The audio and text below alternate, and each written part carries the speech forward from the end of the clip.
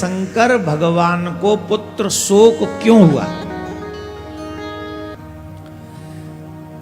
ब्रह्मवर्तत पुराण के अनुसार एक राक्षस, एक दैत्य हुआ जिसका नाम था माली। उस माली और सुमाली नाम के दो दैत्य थे और उनको सूर्य के रुष्ट होने के कारण उनके अंग में एक बहुत भयानक वेदना हुई, रोग लग गया। हम सबके जीवन में शरीर में रोग कब लगते हैं? जब सूर्य देव भगवान रुष्ट हो जाए। ध्यान से सुन लेना, आजकल मोस्टली सनातनी सूर्य को जल नहीं चढ़ाते, जो कि अपराध है।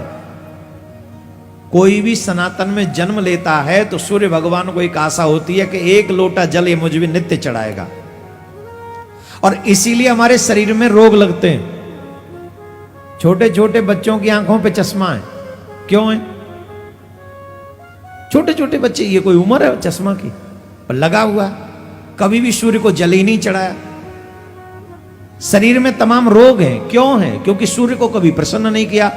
आरोग्यता प्राप्त करने के लिए भगवान सूर्य का आदर करना चाहिए और नित्य एक लोटा जल अवश्य चढ़ाना चाहिए।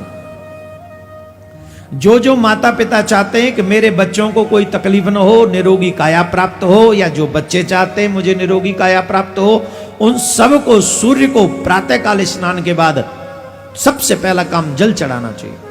रोली डालकर, लाल फूल डालकर या पुष्प डालकर अवश्य जल चढ़ाना चाहिए। इससे हमें निरोगी काया प्राप्त होती है, सूर्य भगवान प्रसन्न होते हैं। तो माली और सुमाली ने भगवान भोलेनाथ से कहा कि सूर्य के कारण हमें ये वेदना हो रही है, हमें ये कष्ट हो रहा है।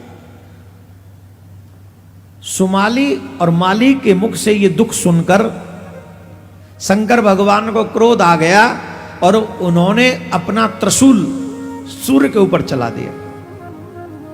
अब भगवान शिव के त्रिशूल का बार भला कौन सह सकता है? किसमें इतनी सामर्थ्य है जो उस बार को सह ले? तो सूर्य भगवान रथ में ही रथ से नीचे गिर गए, मूर्छित हो गए उस त्रिशूल के बार से। वो नीचे गिर पड़े, सूर्यदेव अचेत होकर अपने रथ से नीचे गिर गए। और पूरी सृष्टि में जब सूर्यदेव अचेत हो जाएंगे तो क्या होगा? अंधकार। पूरी सृष्टि में अंधकार हो गया। जब सूर्यदेव के पिता कश्यप मुनि को इस बात का पता चला कि मेरे पुत्र को शिव ने त्रिशूल के बार से अचेत कर दिया है, तो उन्होंने शाप दे दिया कि जो पुत्र शोक आज मुझे हो रहा है, मेरा शाप है, ये पुत्र शोक एक दिन शिव को भी होगा। ऐसा शाप कश्यप मुनि ने शंकर भगवान को दे दिया।